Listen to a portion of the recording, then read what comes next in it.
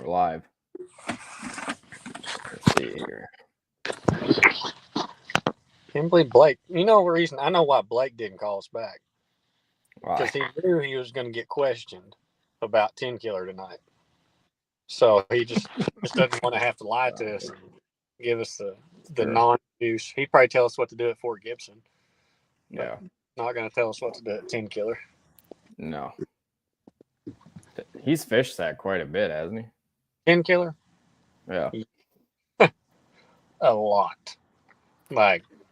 Yeah, I asked him the other day. He was texting me, and I asked him something. Oh no, that was on Snap. I won't be able to see it, but I was like, "So you ready for Tenkiller?" He goes, "Maybe just a little bit of excitement." So he's probably fired up. I just hope he don't get that. It's like we fish against a lot of really good guys, like really good guys, local, but you still can have your hidden gems, even in those, even in those local tournaments and stuff like that. You're about to put 100 guys on there that some of them have been there, some of them haven't been there, and those guys that haven't been there, I think actually hold an advantage. Yeah. Which is weird, because, I've fished around here and fished all these lakes 1,000 times. And for an exception of Grand, it seems like Texoma, Eufaula, guys that don't fish there that much end up doing really, really, really well, if not winning the tournament. So I think almost having some knowledge not known helps, I mean, you can look at some of my best finishes have been on places that we've never been before. Yeah. I mean, exception to Hartwell, my best finishes have been places we hadn't been, or Santee. Those are the only two places that I think I've really done well at that I've been there a couple of times, Yeah. I think it's but I know Blake, he knows that place like the back of his hand, I know he, a couple of guys come and stayed with him and they were like, y'all got brush piles. Like, brush pile after brush pile after brush pile, and and that's it's that's going to be a deal. Obviously, it's that time of year, but it's crazy. Like, back when I was fishing Oklahoma a lot, back in my heyday, I call it, 10, 15 years ago when I was really here, there wasn't that many brush piles, or I didn't know about them. Maybe I just couldn't read my graph good enough, but we used to go plant some brush piles and stuff like that, and they would hold fish. And now it's like everybody plants them, so there's so much brush, and it's like I think it distributes the fish out. I guess you'd say, instead of being able to, instead of a point having one brush pile or two, now it's got six. So it takes you longer to go around. You have to fish all these brush piles and you fish 20 of them to get 2 bites instead of fishing 7 brush piles to catch a limit. That's how it can be. It seemed like, but like I said, though, hell, I haven't fished Oklahoma, 10 times in the last 7 years, probably, or 12. I ain't fished here much. How often did you fish Tenkiller? Since 2009 or 10 was the first time I'd ever been there. I have fished 1, 2, 3, 4, 5, 6, 7 tournaments on it since 2009, and I haven't been there since we've been on the elites when we fished. When was it 19 that Carl won it? I think somewhere in there. Yeah, whenever Carl won it, it's the last time I've been to Tenkiller. I see the results of the jackpots, and I've talked to buddies over the years that have been going up there, fishing pretty consistently, not a whole lot. And man, if it's fishing really good, like the weights are good, it's just there used to be quite a few bigger trails that went there, and it doesn't seem like there's many big trails you go there. I used to fish Fishers of Men, Charger, which is Fisherman's Choice now. I used to go up there. ABA was there back. There'd be 80 to 100 boats in a lot of those tournaments, and it would take a good stringer to win. but it seemed like there was a lot of 13 to 16 pound stringers, and I just don't know how the lake's going to hold up 3 days of us pounding it, practicing, and then guaranteed 2 days of it getting pistol whipped. Yeah. Friday, um, Saturday, if we have pretty weather, that place will be a zoo with party boats, or ski boats, whatever, jet skis. Um, Even years ago, it was bad, but even Blake's told me, he said, dude, he said, it's way worse than it used to be. And, and Tenkiller is normally clear, deep, clear water. So people love to go swim there, just because it's clear. Yeah. Eufaula is super high still. It's like over 7 foot high now. So you can't go there, or, I don't want to go swim in the mud, and you're going to be Yeah. swimming in the trees with the snakes and, people's yard. So people aren't going to go there. I don't know if Gibson's high, but it seems like Gibson's never really had a ton of people skiing on it like Tenkiller did. Yeah. Tenkiller's a beautiful lake. Like, it's probably one of the prettiest lakes we're going to go to all year. It's got mountains around it. It's bluff walls, beautiful homes on it. It's a really nice lake. But 13,000 acres is not very big when you put 100 of us on there. And, some stuff is not even going to play, period. So that narrows it down a lot more too. But it's going to be different. I mean, I said I fished with 100 and something boats on it several times. It still took 19 to 20 pounds to win, and it seems like back then it was like 12 and a half, 13 pounds to get a check. But that was 15 years ago now. Yeah. So and we didn't have live then. We were strictly out there 2D'ing and cranking and throwing a jig and top water, and and we always caught a bunch of fish, but what's the size going to be? And also back then too, it was 16-inch fish, 15 or 16, whatever it was your limit. Now I read the deal today and it's 12. So that makes a big difference, because even that fall, when we were there, to catch, I caught several largemouth and smallmouth that were a quarter under the, if it was 16 inches, a quarter out, or, quarter inch under. Well, hell, now that's a player. So instead of having 13 pounds, because I got two spots that are 13 inches long in here, you get those 2.5, 2 3/4 pound fish, you're back up that 14 to 16 pound range. So, but it's going to be the smallmouth have really come back up there. I've seen a lot of guys have catching really good bags of smallmouth. So that's going to be exciting. I mean, Yeah. I'm anxious to see what's going to happen. I really am. Like, I'm glad it's close to home for once, and it's a place that I've been, and I've done well up there, but we'll see what these boys can sling and bring.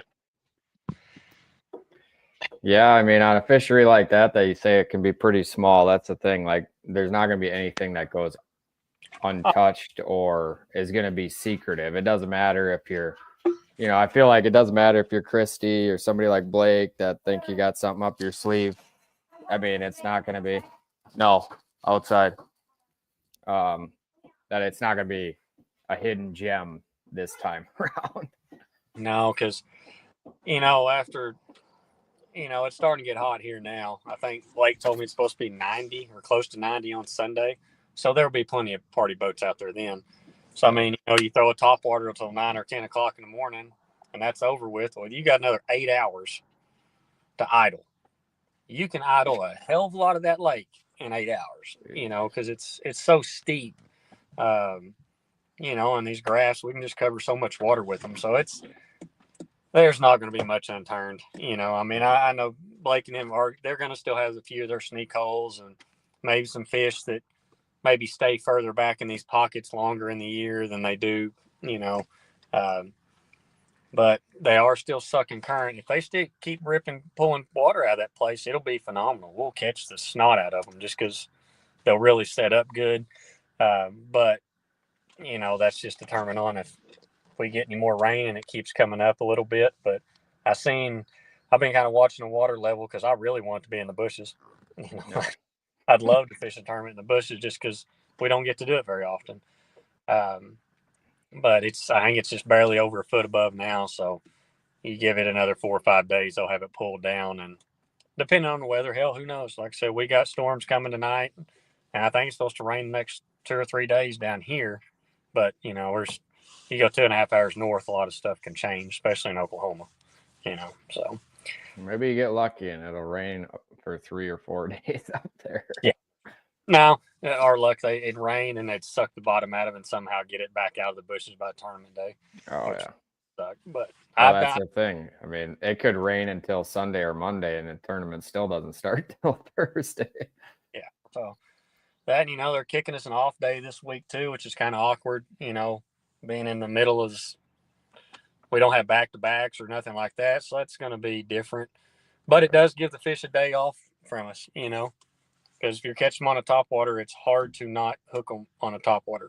If it's like a Zara spook or a booyah or a boss pop or something like that, you're going to, treble hooks are kind of hard to not catch them, which I guess you could bend all the hooks in, but I'm scared to do that stuff.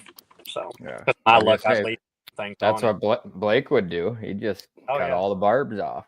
No joke. Well, see, he was bending all of his hooks down and cutting them off at fork, and I was like, nah, hell, piss on them. They'll eat eventually. Yep. But seeing how that worked out for me and him wasn't too good. Not too hot. No, it's interesting. I seen he whacked him up north. Oh yeah, he said, dude, that was so stupid. Were they at Mille Lacs? Yeah. Yeah. I guess that place is still phenomenal. I mean, oh yeah. I mean but I wonder if it's getting more tournament pressure after Fighter won up there with like 8,000 pounds in 2 days. Yeah. Oh, I'm sure. I'm sure a lot of their state divisions and stuff fish it, but yeah, he called me and he was like, "How far are you from there?" I was like, "A long ways." But I was like, "You're gonna wreck them up there." Like I just knew the timing is right for that.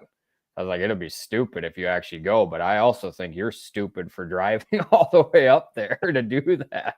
Because I was like, he's only there for like 2.5 days or something, Oh man, yeah, no. I don't know. It would have been fun as hell to do it. Oh yeah, just to go catch them, and you can't do nothing here. Which he said he went to Grand the other day and caught them pretty good. Grand, they're still catching the crap out of them up there too. So, but now I've seen Banky. He's been hounding on them. Is it Winnebago? Is that where he's at? Yeah, he was. Well, I think he fished some Sturgeon Bay tournaments a couple weeks in a row, and then he had another one, which was it's like the Wisco Bass circuit or something. They had one, but you couldn't go out in the bay. I think you had to stay in the river for that one. And I don't know how. Did the wind deter them where they go out there? Is that what it was? Yeah, yeah, it was too rough or something. Yeah. So they kept it inside I don't remember exactly what it was, but it threw everybody for a loop from my understanding because no one was planning on staying there. No. Well, they were catching like 28 to 30 pound bags out in the bay, weren't they? Like, yeah, I think that Sturgeon Bay Open, it took like 31 or 32 pounds a day to win that. It was something dumb like that. Like guys had 25 pounds a day and they were in like 60th. Like that doesn't make sense. Like how it can be that phenomenal. No, especially like the way he talks about it, like fishing so small. Like you have, 70 guys on the same point and they're all just catching them off bed. I guess they get in line like they were at Santee. Just keep every time one gets caught, another one just pulls up there. Yeah, no kidding. That blows my mind. I don't know. Yeah, I didn't know. I seen the shipping channel deal. I was like, I didn't understand, but then I was like, well, there had to be major wind, but like, we get wind down here and it blows, but you can get away from the wind down here some way. Like the wind blows out of the north, You can go to the north end and fish and get away from it, or you can go to the south if it's blowing out of the south and get out of the wind, even if it's blowing 40. But Yeah. up there, it blows 40. You can't hide, and you're having to run, a good ways, even if it's 10 miles. Well, hell, just like, when we were at St. Lawrence River, when we were coming out of Clayton, we were going to the islands. Well, those islands look like they're 2 inches out there. That 8 miles or 10 or 12, whatever it is to get out there, can be the worst decision in your life to go out there. I mean, you got waves big enough to like literally peel over and swamp your boat. Like, it's just a different wave up there. Like, people see a 4-footer down here. A true 4-footer is huge. Yeah. Like in water, I mean, it's huge. And for us to see a true 4-footer down here, it has to be perfect conditions. But a true 4-footer up there can be a 10-mile-an-hour wind blowing out of the right direction. And if it blows 20, like it just, when the Coast Guard says don't go, you probably don't need to go. Like, you probably shouldn't be going. Yeah, if Baby Docs calls you and says, "Yeah, you boys now need to stay home today," it's probably a good day to stay home. That is something. So, we got. How far north can you run on Tenkiller Path? I haven't been. I've been up the river a little ways, but every time that I've been there, the lake's been low, and I don't have the cojones to trim it up and run it across that stuff anymore. You can go a pretty good ways, if the water's normal pool, because I think it's actually the normal pool now is a little bit higher than a normal pool whenever I fished it back years ago.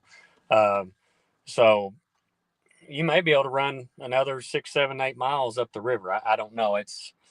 We'll see when we get there, because I'm guaranteeing you someone's going to go. Someone's going to run it as far up that river as they can go and then start fishing their way back.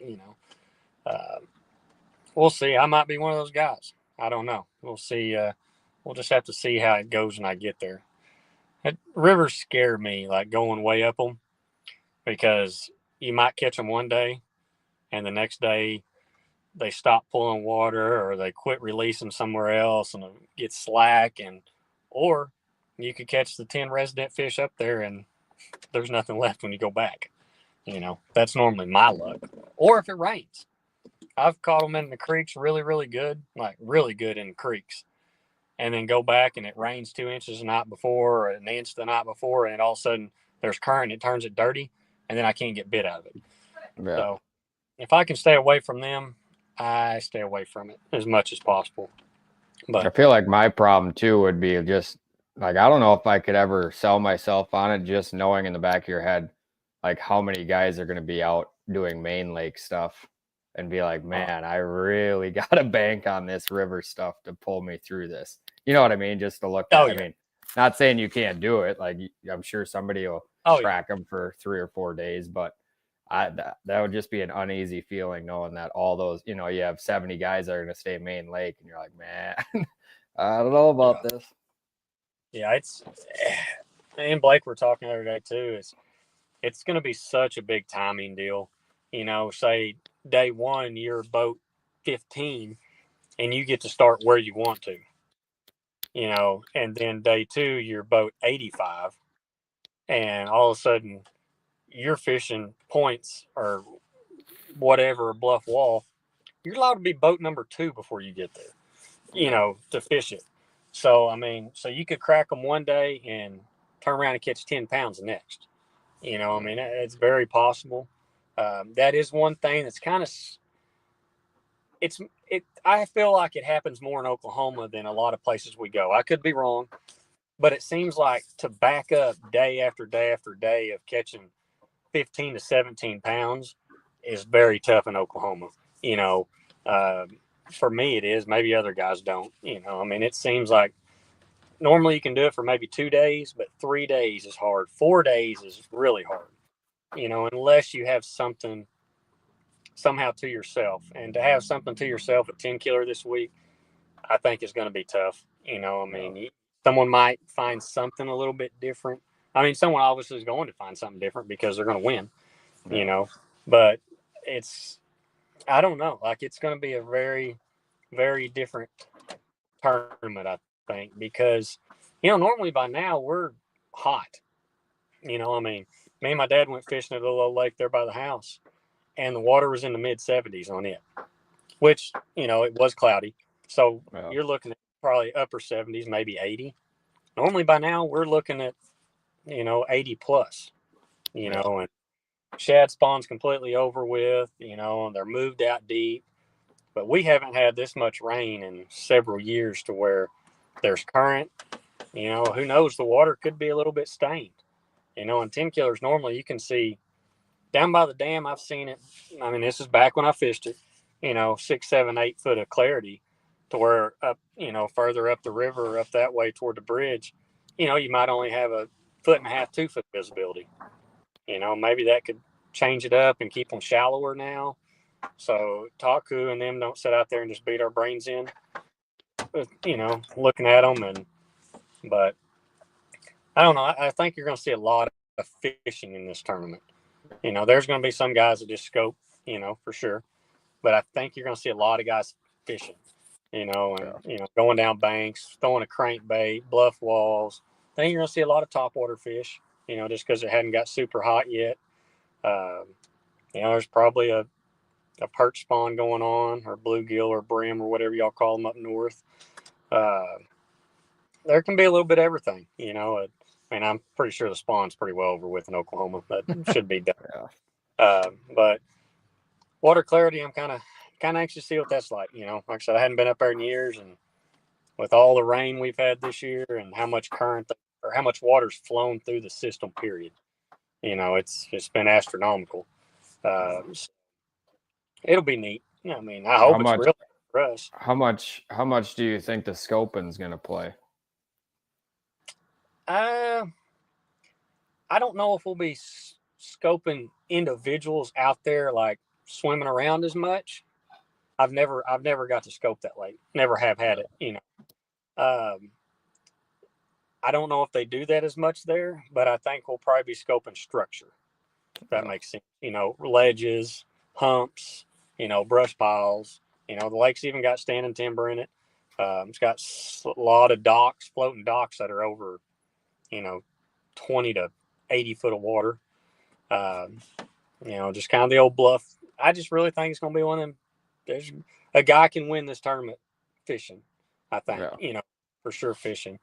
I'm sure Christie's got a few places that he will be throwing the old minnow on, because this is where that bait originated at, was Tenkiller. Or so he told me. He might have been lying too. But that's where Christie and Chad and all them really put that bait to the test to get it right like they wanted. Yeah. Obviously.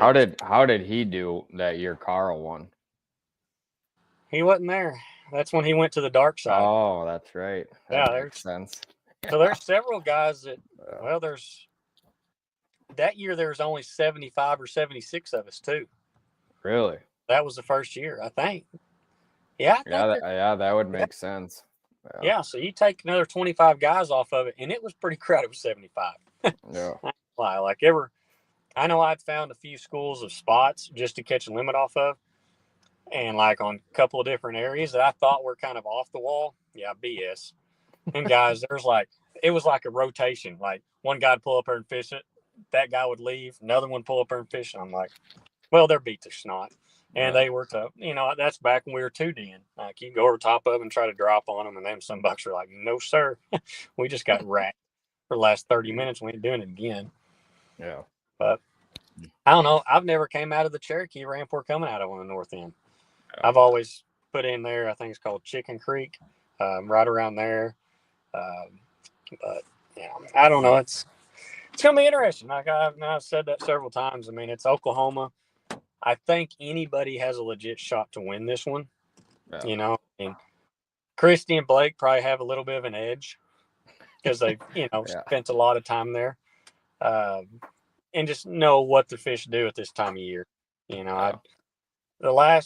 The first one I fished there was with Bird, and in practice, I'll never forget it. I drove up there on a Wednesday. I got out of class at Murray, and drove straight up there, and it was 90-something degrees, and we're catching smallmouth, largemouth, and spots at will. The water's in the bushes, and we were wrecking them. And I had my shirt off, getting sunburnt as hell. So the next day on Thursday, we fished all day, caught the snot out of them again, and got absolutely torched, almost like we did at Destin last year. I was hammered, I look like a lobster. And Friday, a cold front come through, and they were dropping the water like big time. They dropped it. It was like 4 foot high, and by the tournament morning, it had come out of the bushes, and it was 32 degrees. Like went from 90 to 32, and it was the end of May. And Jesus. I mean, we still caught a bunch of fish, but obviously we didn't catch near as many in the tournament. People we had 125 boats that fished it, so there was boats everywhere. And I think we had 16 or 17 pounds. We still had a lot of fun, but we had to go to Muskogee. Like we stayed in one of his buddies' trailer house at the north or the south end of the lake, and we go to Muskogee at like 10:30 at night because all we brought was shorts. Hell, it's supposed to be 90. Yeah. And I think I had one sweatshirt and my my rain suit. Well, we go and Bird's literally got a pair of shorts on, his capris. Well, they're probably normal shorts for me, but capris on him. Yeah. And we go into Muskogee Walmart at 10:30 at night, and they've already put all their winter stuff up. Yeah. And he finds this Gumby sweatshirt. So he had this Gumby sweatshirt, and he wore that all day long. But we had fun. Everybody gave him hell at the weigh-in and stuff. But it was a fun tournament then. But that's the last time of the year that I'd have fished there. So, 15, 18 years ago. So it's gonna. Did you what's the best you've ever placed there in a tournament? I wonder if I won one or come in second one year. I caught him on a jerk bait. It was like in March though.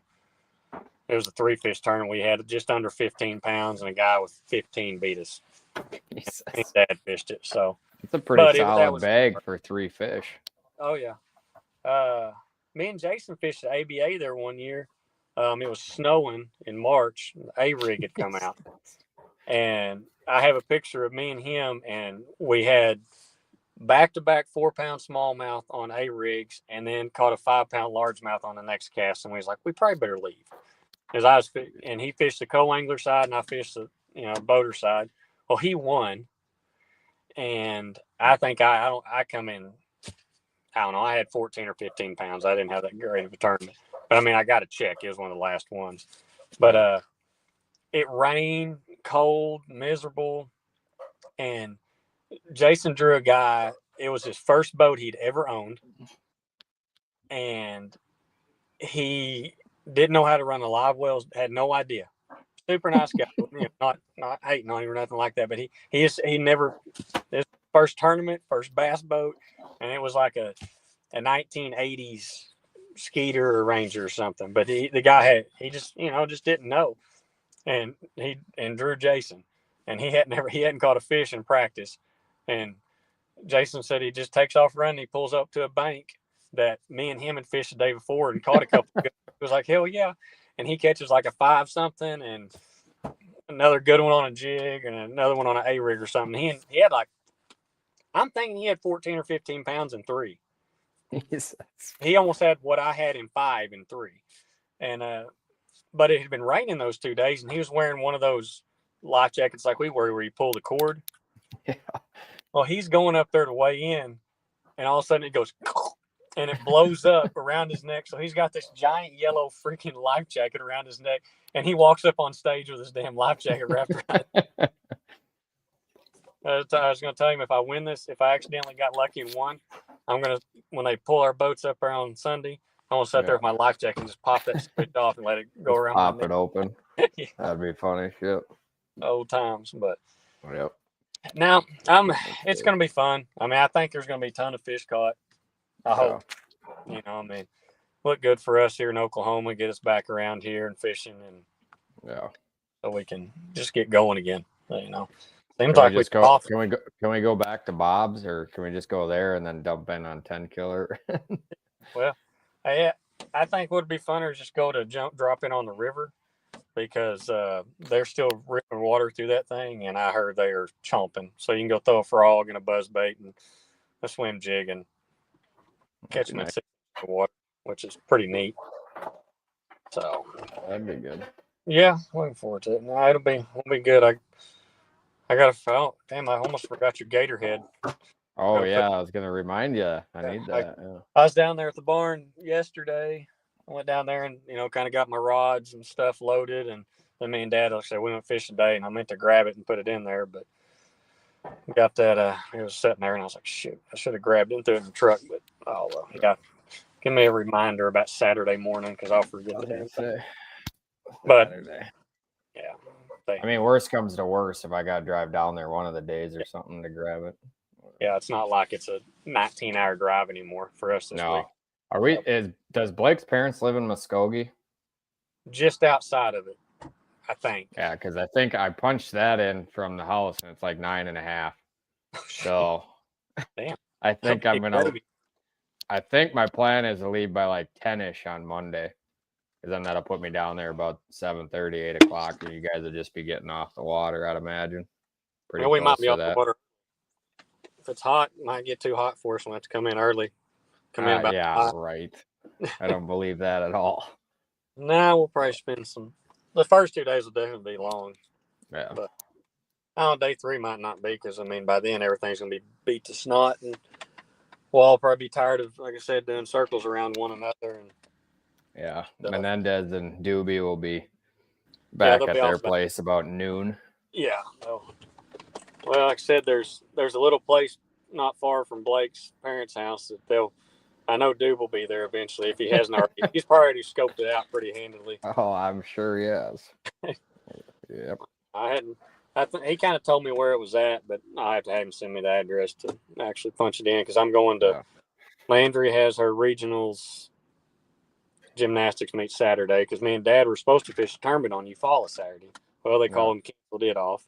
Water's still high. Yeah. So I'll run do that and then drive back to Colgate, and from there to Muskogee, so that'll put me there probably about 9 o'clock that night. That'll be about perfect. Yeah, on Saturday. Oh yeah, because you'll start Sunday. Yeah, so it'll be good. So, but good stuff. Well, that kind of. Yeah, I'm sitting outside of the gym picking her up right now from gymnastics class. So I don't know. Right. I'm looking forward to it. We're not far off. Finally, it seems like we've been off for 2 years now. It's like that. Yeah. It's been such a rat race. We've been since end of January, and we hadn't. Shit, we ain't been home none. It don't seem like. No. So no, and then you're home for a few weeks, and wait till this next stretch, because then you're off for like a month and a half. Yeah, was it August? Shoot, 2nd or 3rd before I think we head up north. Yeah, I think it's even later. Well, yeah, probably for you it'll probably be about that, because I think it's like the 7th or 8th is when I leave, something like that. So I have to leave on Saturday to drive up there, 15 hours. Yeah, and it's only I think 5 for me to get there. That's kind of nice. Yeah, a little bit closer. Definitely a little bit closer for sure. So. Yeah. All right. I don't know. We'll get them. So. Yep. All right. We'll see you guys next Thursday. We'll have Blake's going to be on there next Thursday. He's going to quit avoiding. I think he's scared of us now. So he can't get out of it when he's staying with us, or we're staying with him, whatever way you want to look at it. So. No. We might get his dad in on there, but dang, too bad. That'd have been cool to get him on there, and he could have gave us the juice, but we can't get the juice. Yep. So good thing. So, but we'll get him on there. The one after it will be good too. Yeah. Hopefully we're not banging our heads against the wall on Thursday night. Yeah, exactly. Not aggravated, but we'll see. It's gonna be fun. Like I said, I keep saying that, but it is a neat lake. It's got several different things that you can do. A lot of bluff, point, rocks. We got plenty of rocks, docks, stumps, tandem timber. We'll get to see some big baits probably catching them this week too. So hopefully it's not me trying to catch them on a big bait. Exactly. But we will see you guys next Thursday, probably around 7. So All right. Catch you guys next week. See y'all. Thank you.